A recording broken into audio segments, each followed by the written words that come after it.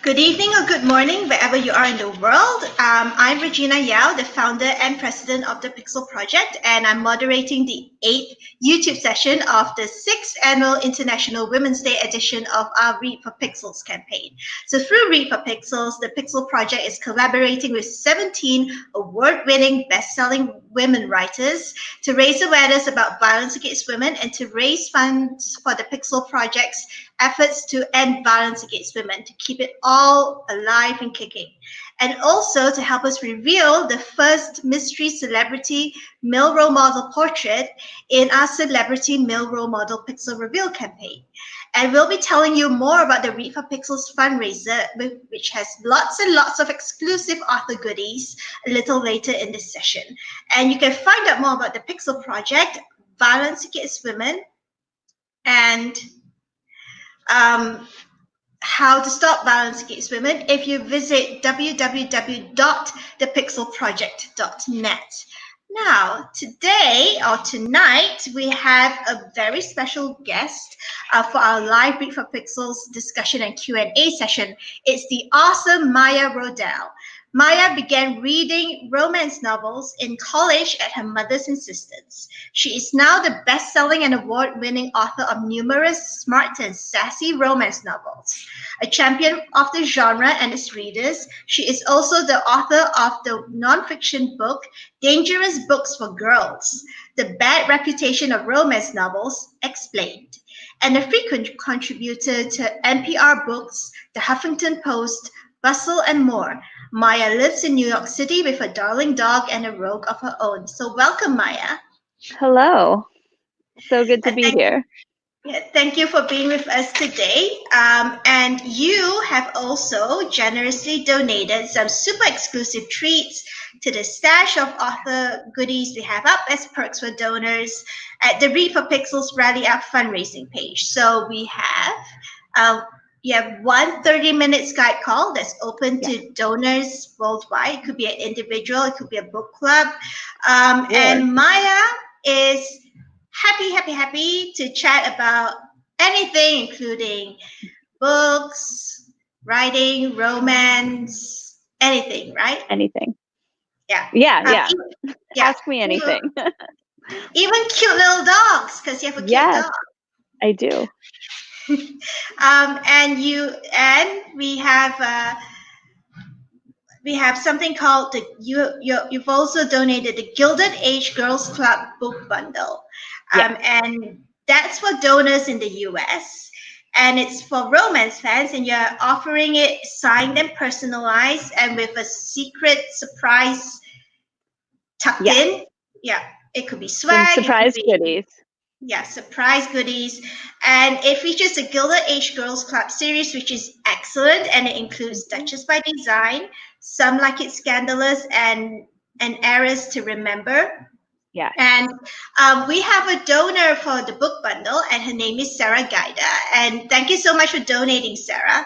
And we did have only one book bundle, but Maya has a surprise. Maya will be providing another one of these book bundles, and we'll be putting it up after the show on our Rally Up fundraising page. So watch out for it.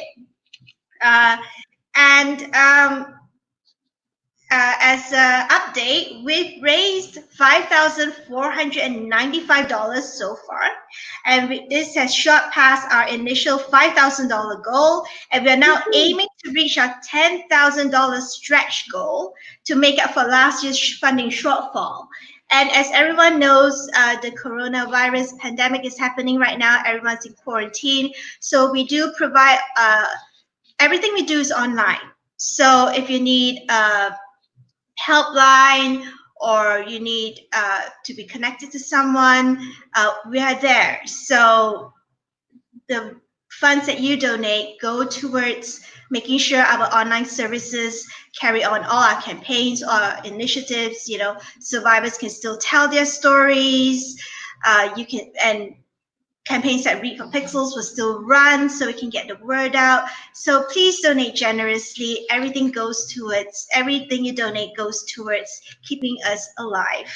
And if you're just watching this session on YouTube right now, you will be able to ask Maya questions live. So just make sure you're logged into your YouTube account so you can type your questions into the chat box to the right of the YouTube screen. And Xiaoqin, who is today's producer and chat box moderator, will relay them to me to read out to Maya to answer. And now, over to Maya, who's going to do a reading from her latest book. Welcome to Read for Pixels, Maya.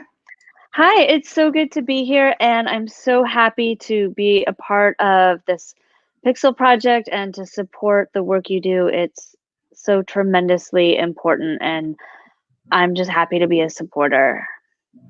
Mm-hmm. And so what will you be reading for us today, Maya?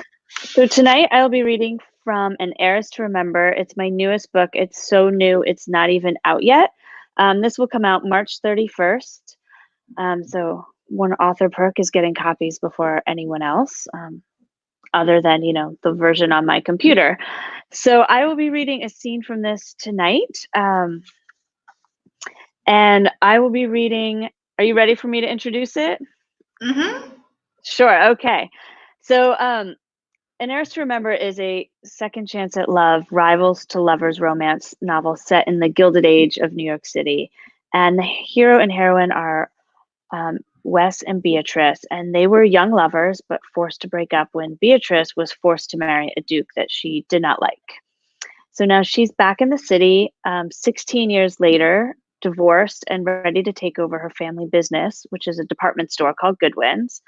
But one problem is that Wes now owns the bigger and better department store across the street, and he's determined to destroy her business.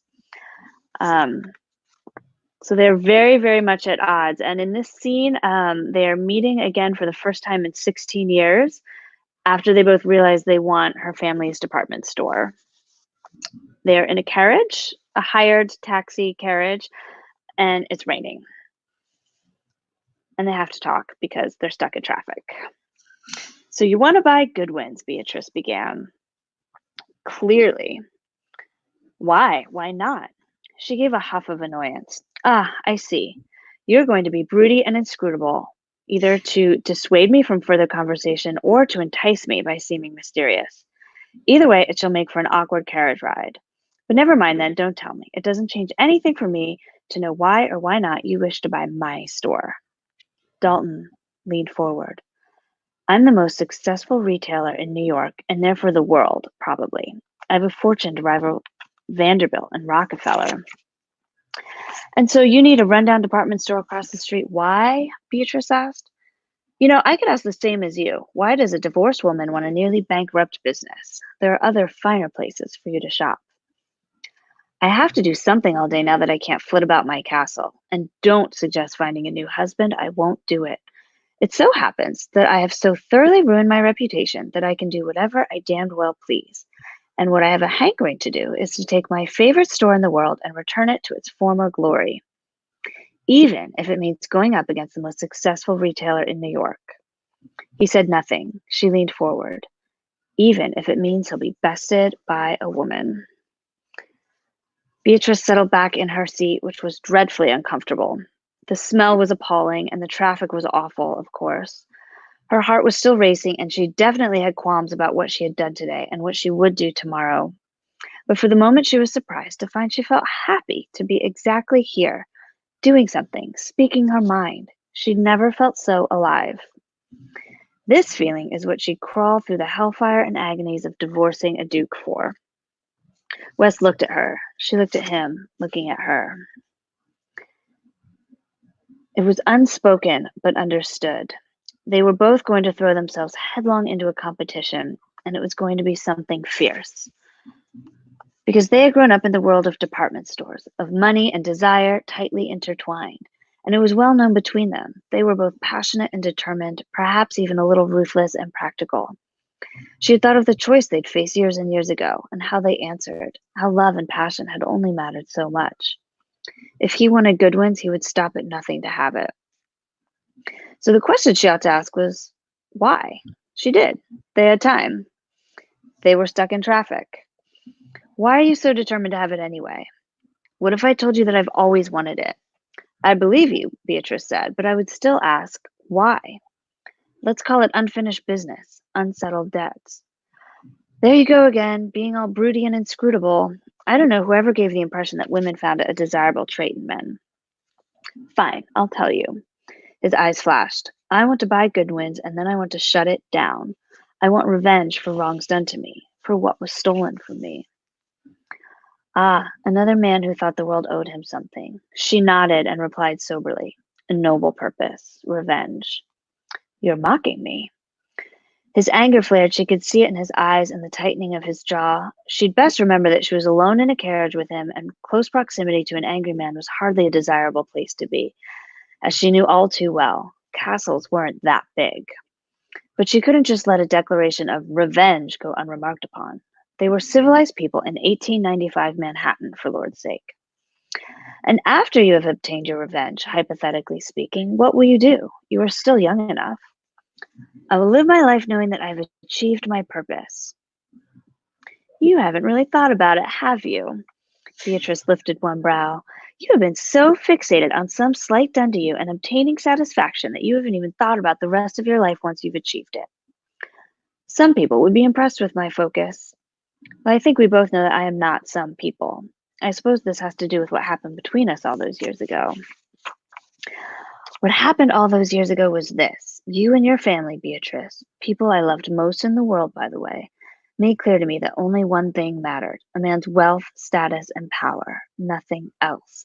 So forgive me if I am succeeding at obtaining as much wealth, status, and power as possible, even at the expense of the Goodwin family, especially at their expense. To be fair, they had been taught that. Her family had valued those things above all else, and that was how she had ended up married to a duke she quickly came to despise, who was only interested in her fortune and not her. It had been a marriage for all the wrong reasons. You won't be persuaded to give up the fight, will you? Beatrice asked him. Not a chance. Then I won't try to persuade you, she said. If revenge is what stokes the fire in your belly, gives purpose to your days, and warms you on cold nights, then God bless. Why are you smirking? Because I know better, she said. I've learned the hard way that wealth, status, and power are a cold comfort. She had learned what mattered was a sense of purpose, real love, companionship. She hadn't had these things herself. Well, I find them plenty comforting, he said, especially since I remember not ever having them.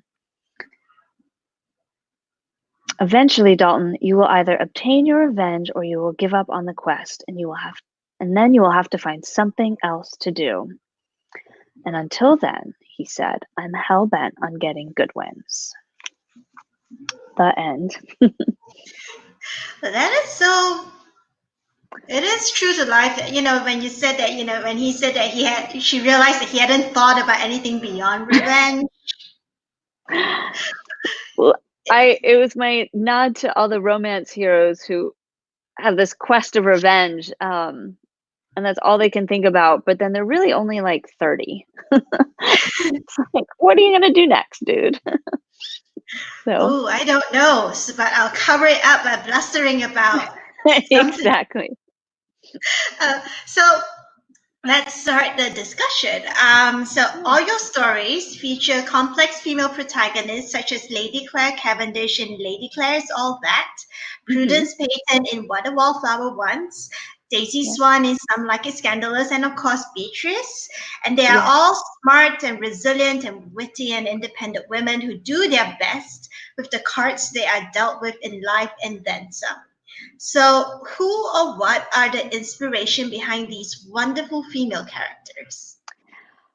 Oh, so one of the things I love most of all is that there's so many real life women's stories to provide the inspiration for my characters. So Lady Claire is a brilliant mathematician in the Regency, and she's inspired by Ada Lovelace, Lord Byron's daughter, would have been a contemporary, and she's credited with inventing computer programming.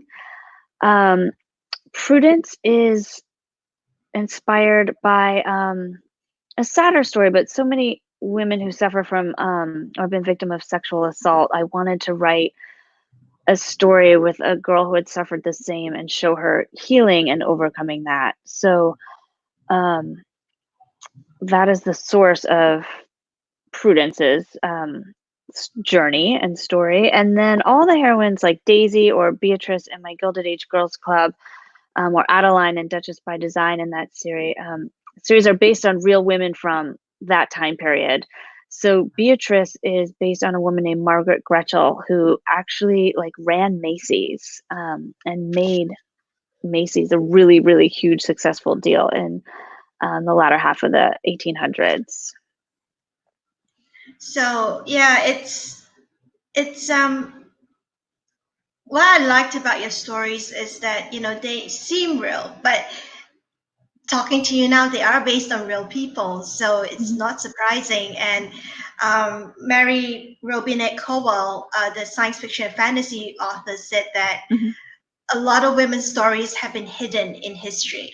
They're Yeah. not written down. So we might think that women haven't had anything to do with, something or another historical event, but actually they were there behind the scenes, either orchestrating the thing or the event, or they were instrumental to what's happening in other Yeah. ways. Well, that's all so true. And they weren't even just behind the scenes. They were there and like a big freaking deal. Doing amazing things. It's just the people who wrote history decided not to record that or make that a priority. So it's there if you dig for it. And I rely so much on academics who go digging in the archives, go digging in the newspapers, and recreate these lives and make these biographies so that I can then write a fictional story that reaches, even more people. So women have always been amazing. They've always accomplished things against tremendous odds, and they have managed to have rich and full lives despite the world trying not to let them have that. And their stories are out there. So when you go looking for them, you will find them. Yeah, And it's and normally we would ask you, how you break, genre. Romance is a genre, and like any other genre, it has shared female stereotypes and tropes. And normally we would say, how do you break the stereotypes to create distinctive female characters with agency?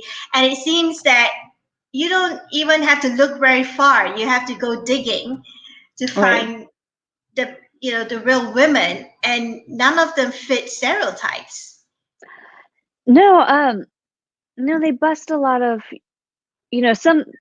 sometimes romance can have a convention of, the heroine always being rescued all the time. And then when you find these dynamic women, you're like, well, that's not gonna fit. The story I want to write, the romance I want to write, I don't.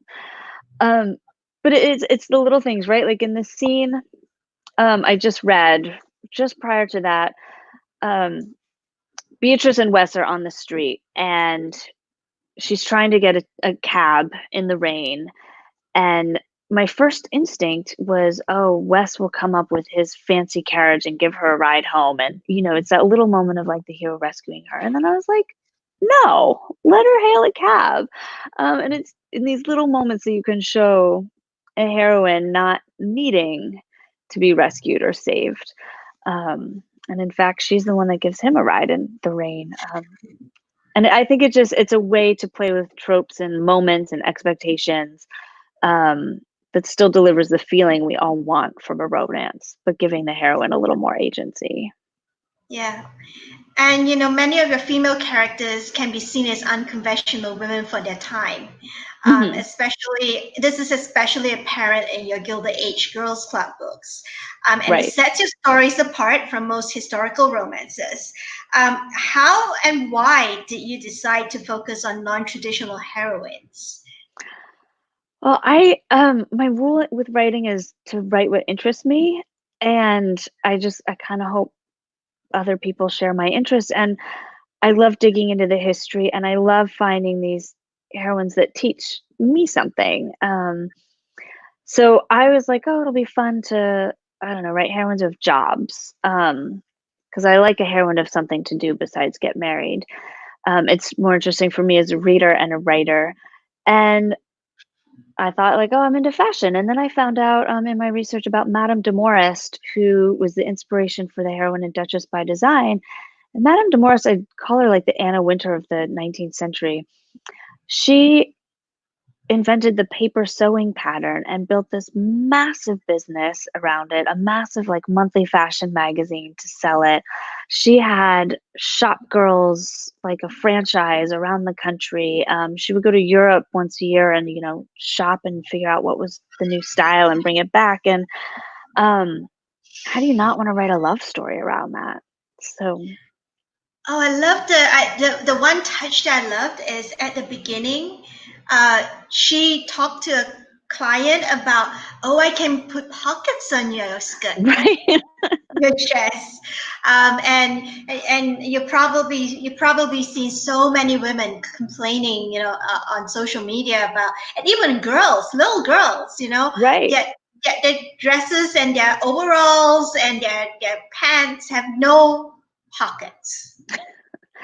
um No, we need hashtag pocket equality. It's a really real thing. And Adeline is a little in some like I don't think there was anyone really sewing pockets into dresses at that time in that way, the way Adeline did it. But there was a lot of talk among women, dating back to like the 1840s, about how women's attire and women's fashion held them back from being independent and free and moving through the world well. So, if you don't have pockets, where do you put your stuff? You're bogged down by bags. And women talked about, the corsets, and they were like 7 pounds worth of clothing. And they just couldn't move freely through the world, figuratively or literally.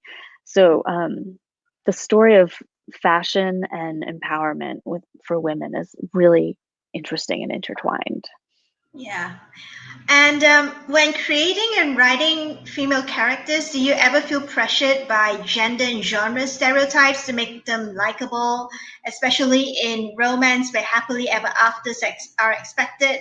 And do you ever get any flack for making a female character unlikable or not likable enough? I do feel tremendous pressure to make a heroine likable, and I think there's still rules we're not allowed to break yet. I think there's a little bit we're working on it, but like rules about the number of sexual partners a heroine could have, or how mean she can be to a hero. I've definitely written a few heroines where readers were like, "She's mean to him," and I was like, "But he deserved it," or she's coming from, she's wounded, or she has a reason. Also, people are mean sometimes. Can we still love them and work through it? So I think there's still problems around expectations around heroines needing to be nice, and if not chaste, not promiscuous. And I'm sure there's a million other little things I'll think of tomorrow. But I do feel that pressure, and I do try to do something about it. I think Oh, heroines need to be able to be messy. well, real life is messy. Yeah. So, and when we talk about when people talk about finding the one, they're always talked about someone who accepts me as who I am, and Mhm.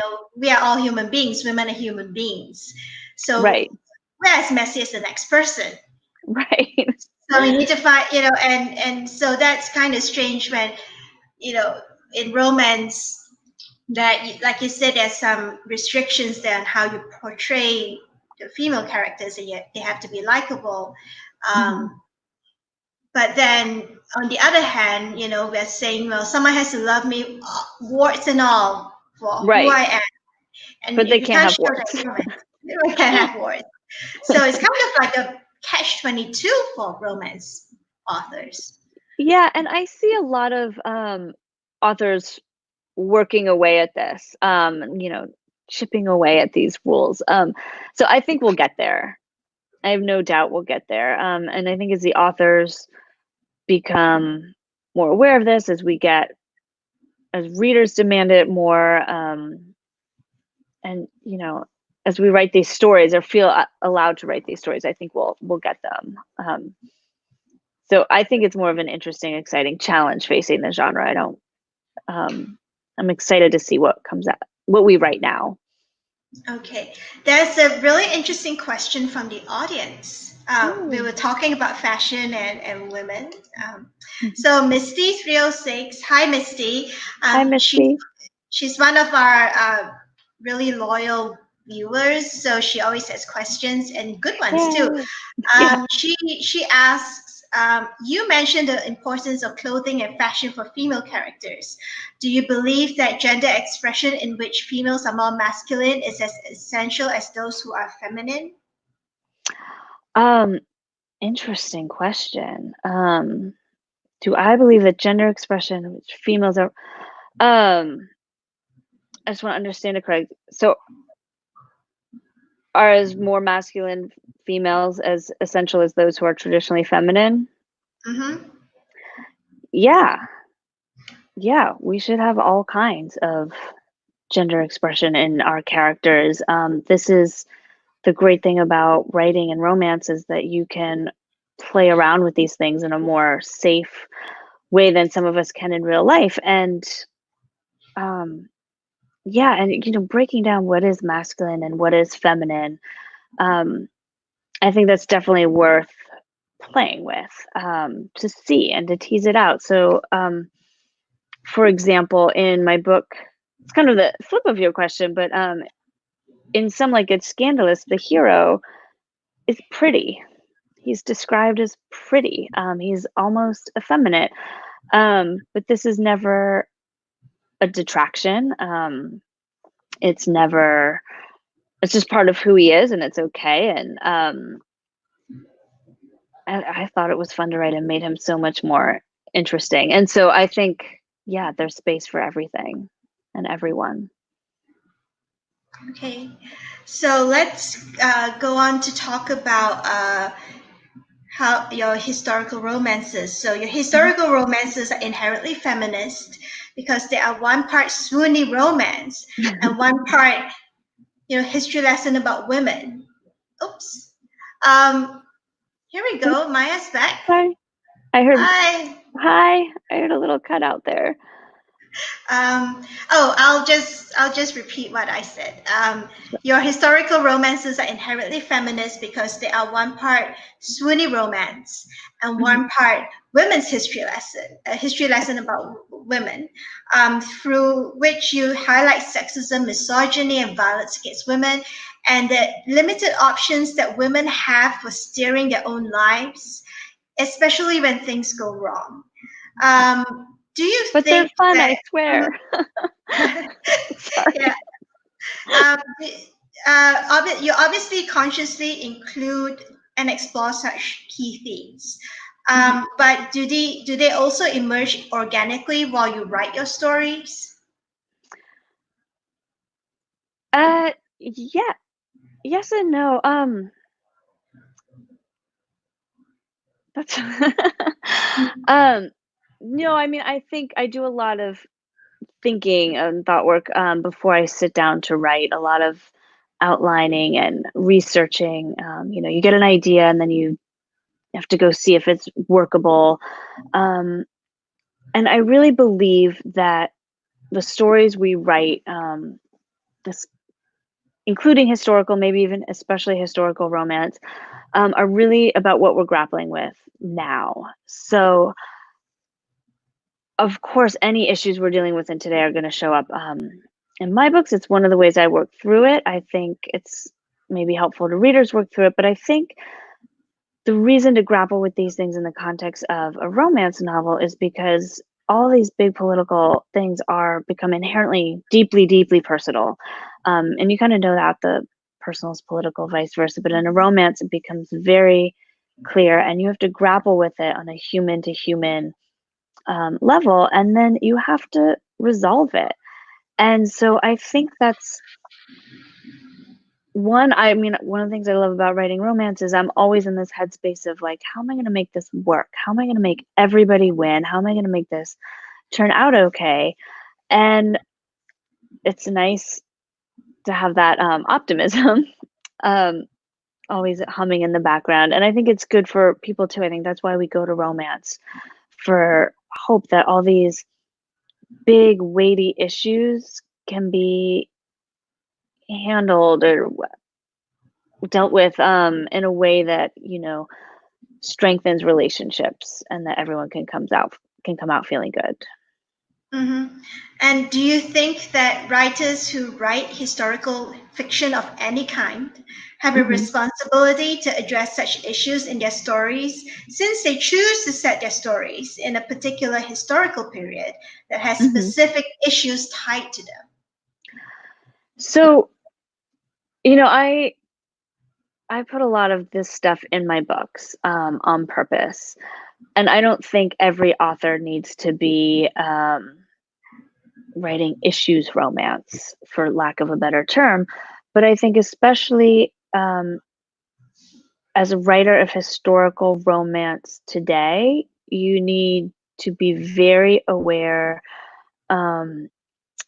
that one, this is a lot of readers come to historical romance for the historical education. I think that's always been true. I think it's still true, especially from what my readers tell me. And so you have a duty to not get the history right, but get the history maybe woke or respectful, because the problem is a lot of what we learn about history comes from a certain point of view, and a lot can be left out, or a lot of biases can be baked into your sources. And we can, as historical fiction writers, inadvertently end up replicating them, saying it's historically accurate. But maybe it was, but maybe it wasn't also the whole story, and maybe that's not the historical accuracy we need to be replicating. So I'm putting a lot of responsibility on the shoulders of historical novelists, but I think we can do it. So many authors do this, and I think it really cracks open what history is, who it is about, who's it for, and it gives us a new way of looking at ourselves and what we know about the world. Mm-hmm. And this is something that that's been talked about quite a lot when in a different genre, for grim dark fantasy, where there are authors, we will not name anybody, who who have copious amounts of violence against women in their books, and say, oh, it's based on this period, this historical period, and and then there are historians who are coming and they say, well, it's based on reality, whereas historians are coming out going, no, it's actually more complicated than that. Right. In this part of that country, women were able to own land under certain circumstances. In that part of the country, they had laws against rape or whatever. So it is, what you say is true. It is, historical novelists in any genre need to be really careful about all of this. Right. Because it's, what are you replicating, and what are you kind of telling a reader is true? They're going to think it's true, so it should be true. But again, so many, that's, you repeat what you know, so it's up to us to dig a little deeper and find those women that were like, no, I'm not living like this, or find those places where that wasn't the case, and let's show that there's more. Yeah. And so we're still talking about genre. So the romance genre is the biggest selling genre today, but has been criticized for being anti-feminist, for providing unrealistic portrayals of sexual and romantic relationships, and for glorifying toxic relationships. And you are one of the most vocal and outstanding champions of the genre via your book, Dangerous Books for Girls, The Bad Reputation of Romance Novels Explained, as well as interviews and articles for major media outlets such as NPR. Do you think these criticisms and misconceptions of the romance genre persist because of the astonishing popularity of romances, whether adult or young adult, such as Twilight and 50 Shades of Grey, which appear to perpetuate the myth that stalking and abusive behavior is romantic? I'm doing quote unquote here. And if not, why do you think they persist? Whew. Well, I wrote a whole book that answers that question. I'll put that in Dangerous Books for Girls. So I'll say this. Romance is huge. So there's going to be a lot happening. Some of it really great, some of it not great. Some of it's going to romanticize terrible behavior.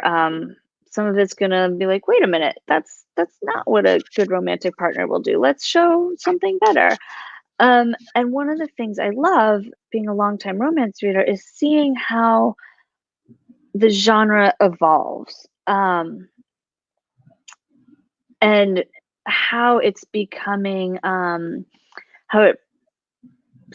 more of aware of how it's defining romance for a lot of people and what's acceptable behavior in a romantic relationship and what's not. So I don't know, 15, 20 years ago, romance started writing condoms and sex scenes and just making sure, just a line here or there to show that these characters were having safe sex. And that's, it's hugely important in, letting people know that, okay, this is what a sexy, caring sex scene involves, protecting each other. I have a scene in Duchess by Design. Well, I just want to, I have a scene in Duchess by Design that I'll mention to highlight, it's these little things that we have to wake up to and catch.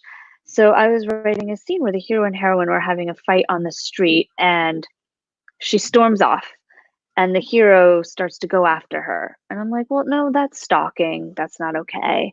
So then he starts to go after her for her protection, but she's the born and bred New Yorker. He's the out of towner. I'm like, this is unrealistic and also patronizing and not okay. But then I hit this dilemma where now it's like chapter 4, and my hero and heroine have completely separated and have no way of finding each other again in Manhattan. Did I just ruin my whole plot right here? And it took me a day or two to find the workaround, but it's those moments that we have to not rely on the quick and easy thing we've read 1,000 times, but really think about,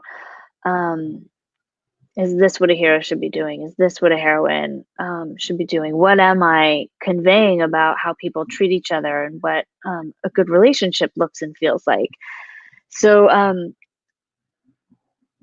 there's that. It's part of the romance author's job. I can't explain Twilight or 50 Shades of Grey.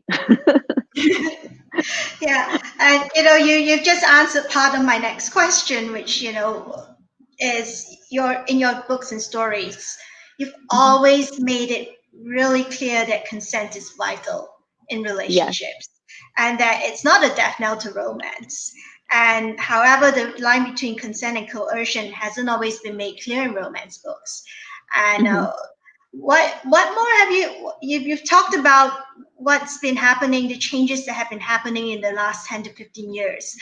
Is there any other aspects that have changed in romance when it comes to including consent in romance books?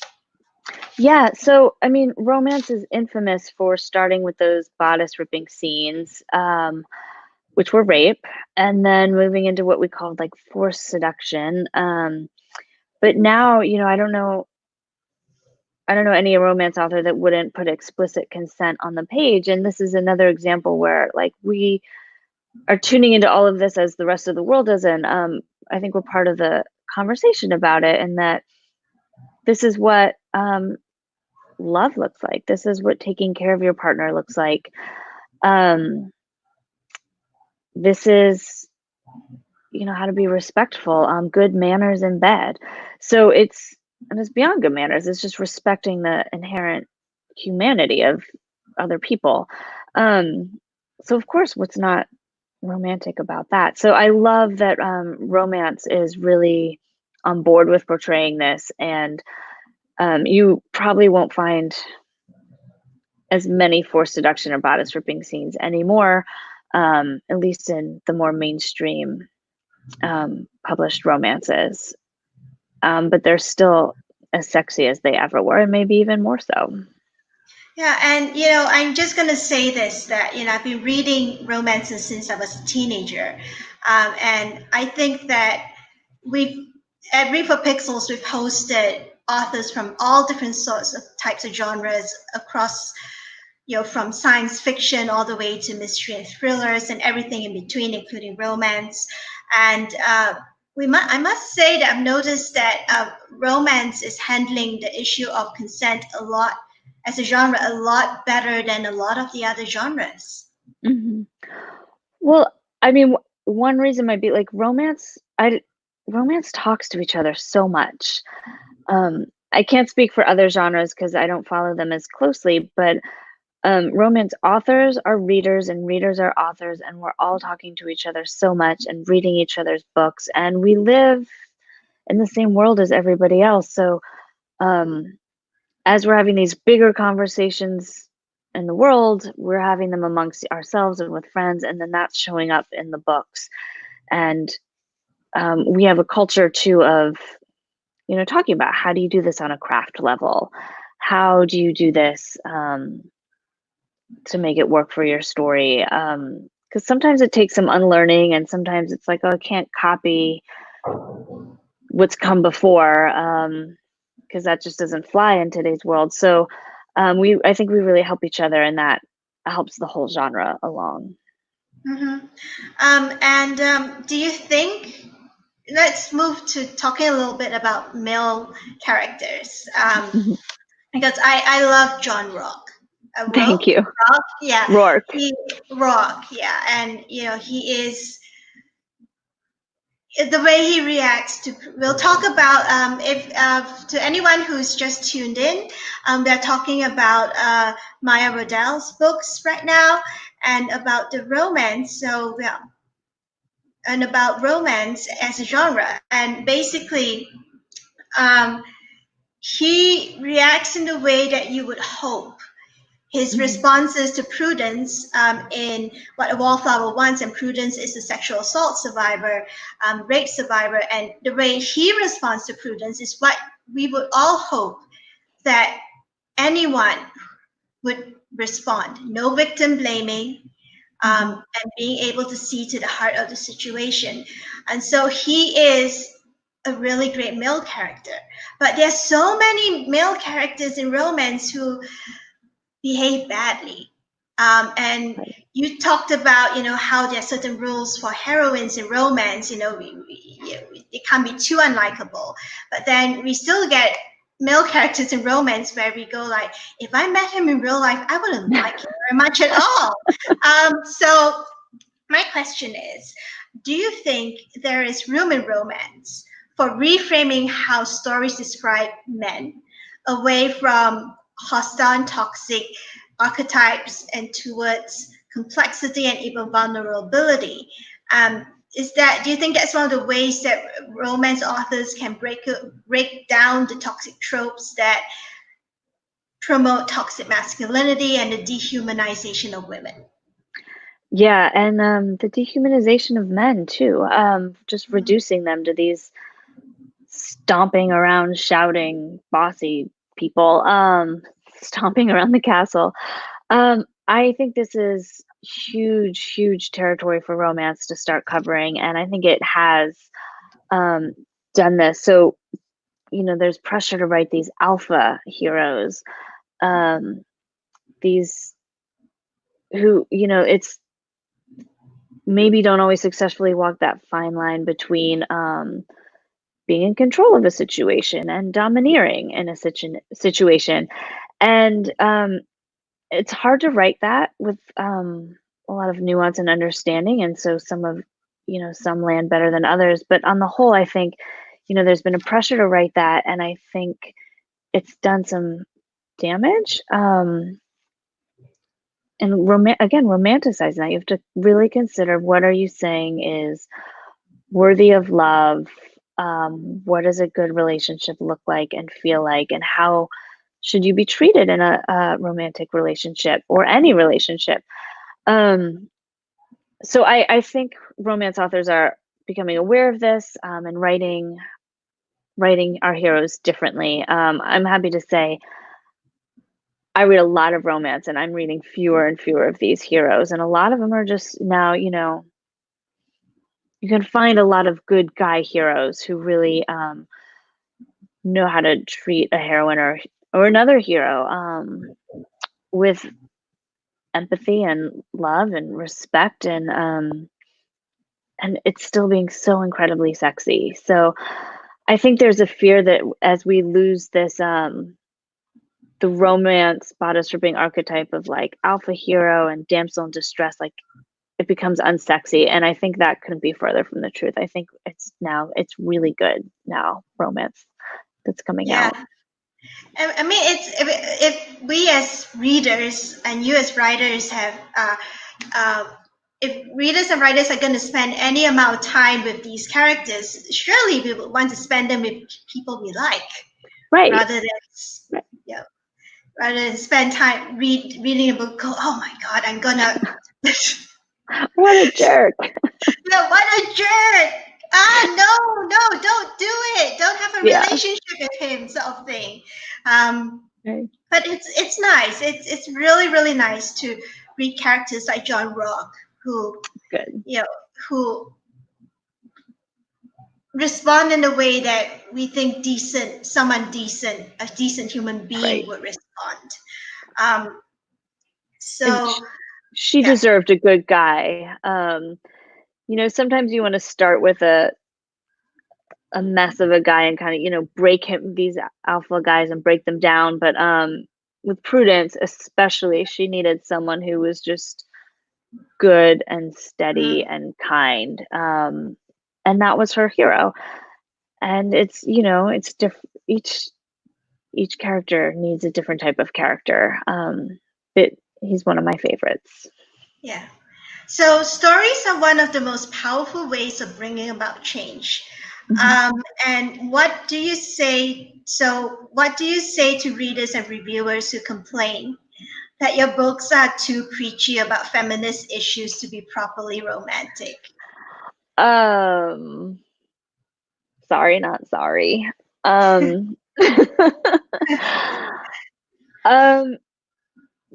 Like, to each his or her own, and to me, all these things, feminism and romance, are so intertwined. They're so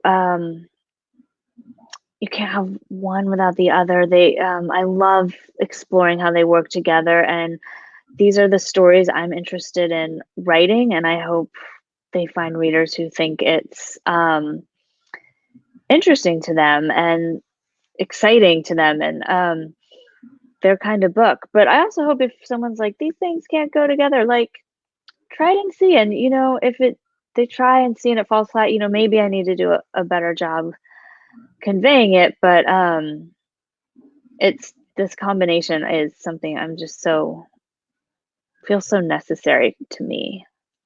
Yeah, personally and politically. And how do you strike that balance, in your storytelling between handling these issues and still telling an engaging story?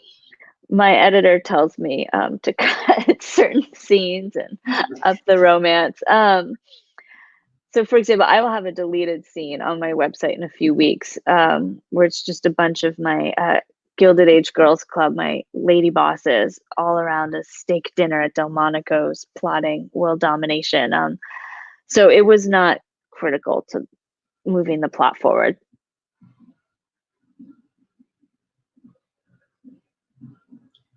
We've lost your sound, Maya. Yeah, you've lost your sound. Oh, you've accidentally muted yourself. Is that okay? Yeah, you accidentally muted yourself, Maya. Oh my gosh. Okay. Yeah, it's fine. You're back. So what were you saying? So you were saying that you had your heroines sitting around at Delmonico's. Yeah. Yeah, so I had all my heroines over a steak dinner at Delmonico's plotting world domination, and my editor said I had to cut that scene. So that's on my website. It did not move the plot forward because I already had scenes like that. So the balance between the romance and the feminism and the stories of female friendship, I think, is really what it is. It's a hard thing to balance, but what I'm constantly striving to balance. Yeah, and what I noticed is your stories and your novels, they pass the Bechdel test. There are women talking about business. There are women talking about getting past barriers. They're not all talking about men all the time. They're talking about how best to get their business off the ground, how best to deal with a certain family issue. Right. And that is really wonderful.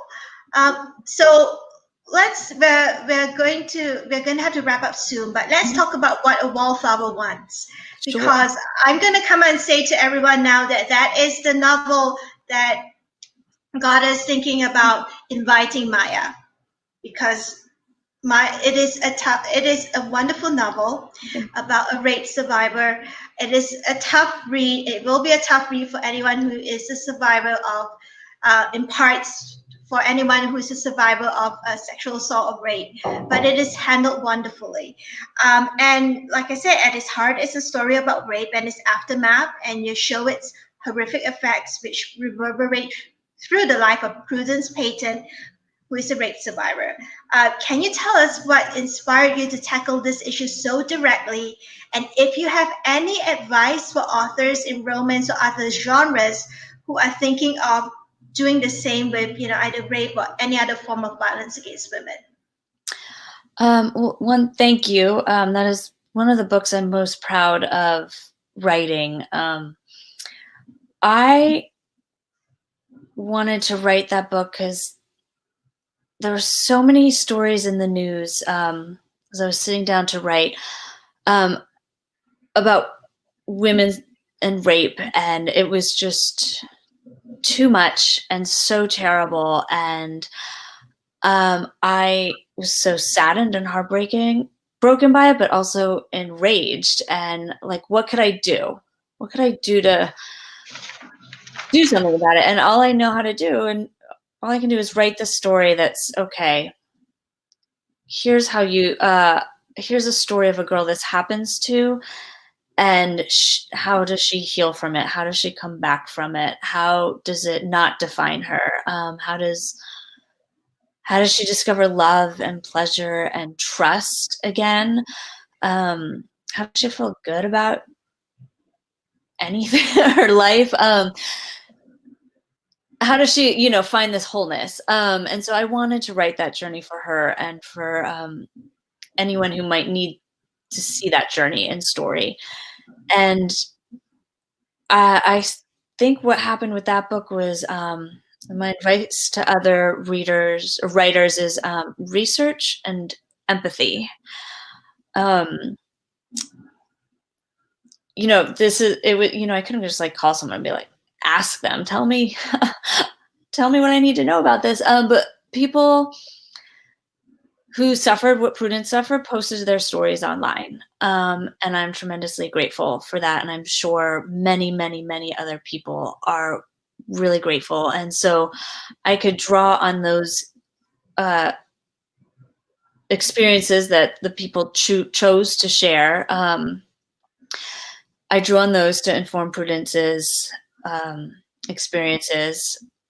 A lot of what makes it so hard is the societal rules around ideas of, a woman's value being tied to her virginity, her purity, and it's just stupid and wrong. And we see that even stronger in the Regency when the story is set. But I think it carries over a little bit. So I knew that aspect of the world that just made this terrible thing so much worse. And then empathy. So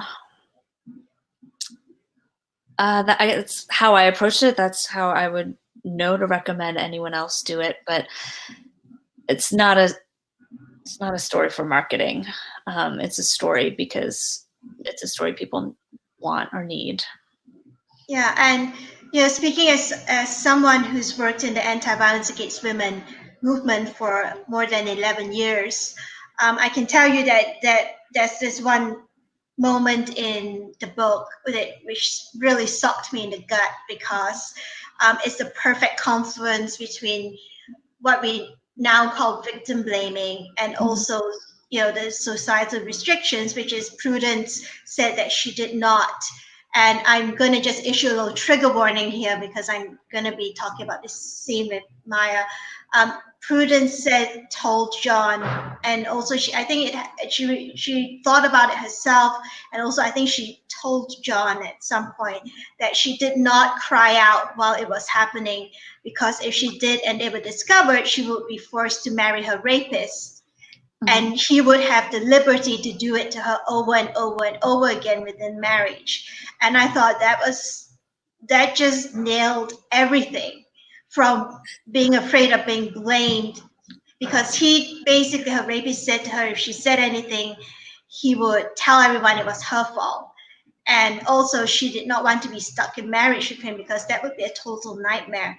Right. And it happened, and it's still happening. It's still happening in certain countries where girls are forced to, underage girls under the age of 18 are still forced to marry their rapists. As apparently as part of punishing the rapist, but it isn't. It is punishing the woman and the girl.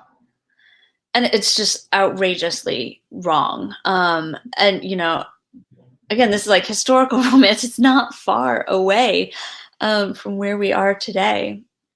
And so, she, the social pressures made it worse for Prudence and probably for other real women, and that you can't cry. She couldn't cry out.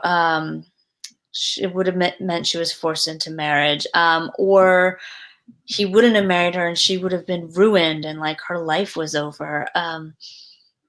It's so dumb.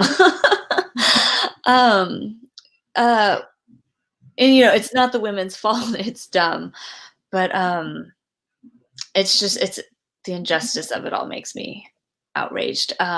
So I wanted to write a story where it ends up okay for her, but I think the story we all need to be thinking of as well is like, how do we make this not even happen in the first place?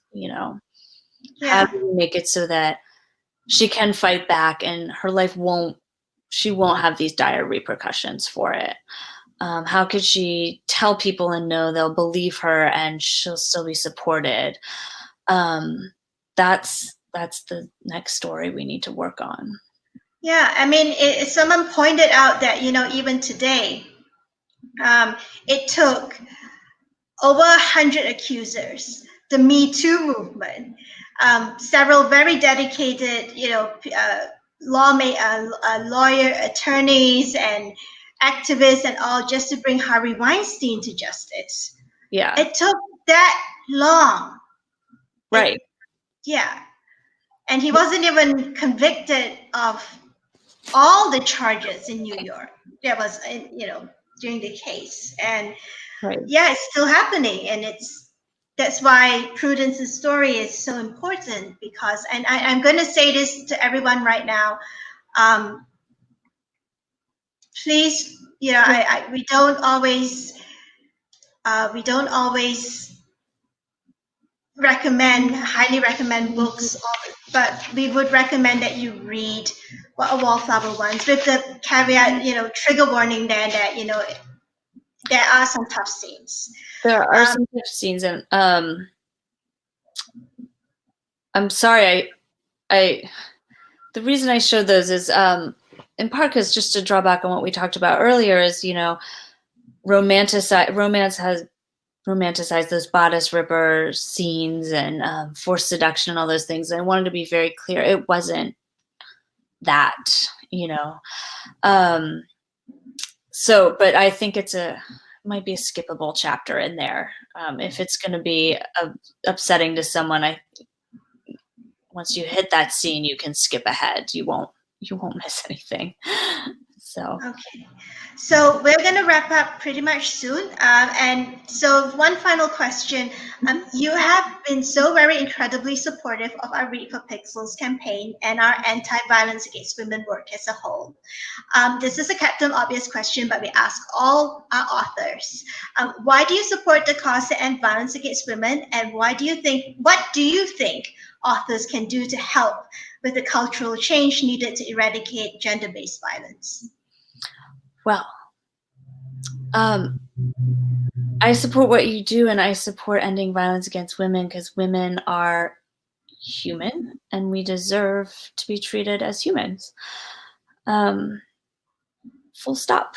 And I think storytellers have an amazing capacity to change how we understand the world, how we understand relationships, and how we understand what we're capable of doing. And we can get into the hearts and minds of people and change how they think about something or how they think about themselves, or make them feel hopeful or courageous, or love. And I think that is hugely important in changing the culture. And I think changing the laws is a massive, massive things we need to do, but changing the culture and the way we understand these things is an amazing opportunity to change the world for the better. Mm-hmm. So we've come to the end of our session with Maya, and I'm putting myself back on screen, and I'm the disembodied voice off screen for anyone who has just joined us in the middle of the session. So Maya, thank you so much for today's session with us. Thank you for having me.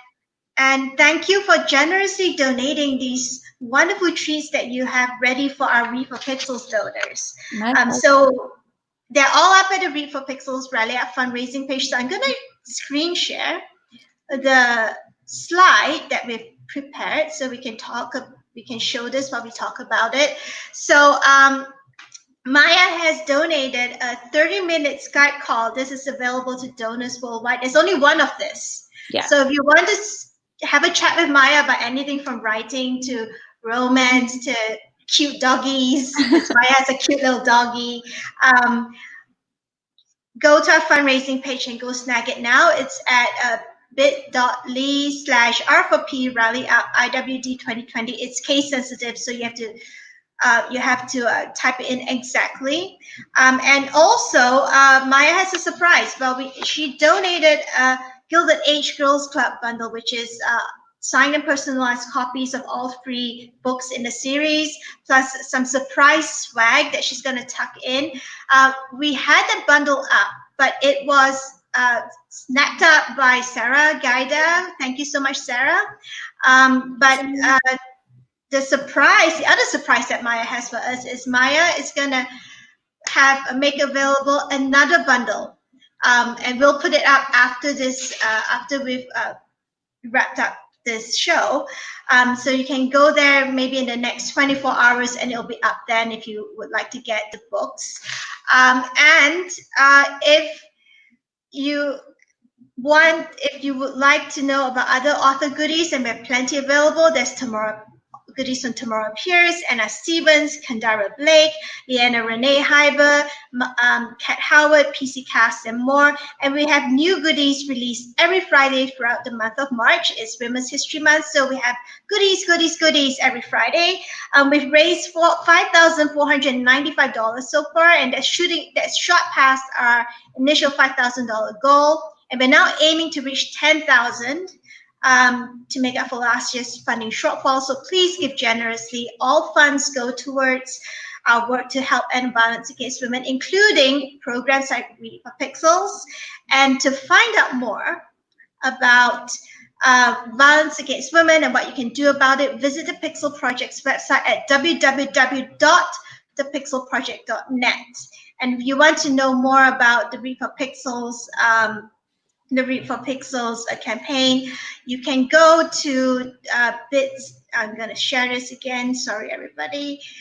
You can go to bit.ly/read for pixels with a 4 in between. It's case sensitive again, and you can find out more about the campaign, and all 130 plus authors have participated over the last 7 years. There's plenty for you to watch there. If you're a teacher or a parent or a coach or librarian, you can go there and find out more about, click on whichever author you want to hear talking about violence against women, and the videos are there on YouTube. It'll take you to YouTube where you can watch the videos. Maya, before we go, do you have any announcements you want to make for latecomers? Yeah, so An Heiress to Remember is the book I read from earlier, and this book comes out March 31st, hot off the presses. And yeah, there's a ton more information about it on my website, and the scene I also read is excerpted on my website, not just in print, but with a scripted, acted, sound-enhanced audio version. So I invite people to check that out as well at mayarodale.com. Okay, and your book tours, a lot of book tours have been canceled, so follow Maya on Twitter, go to Maya's website, sign up for a newsletter and all, and you'll get updates on what's happening. So we will say good night now, or good day, or good night, good afternoon, wherever you are in the world watching this. Yeah. So everyone, bye. And stay safe, everybody. If you're in quarantine, please stay at home. Let's keep everybody safe. Yes. All right.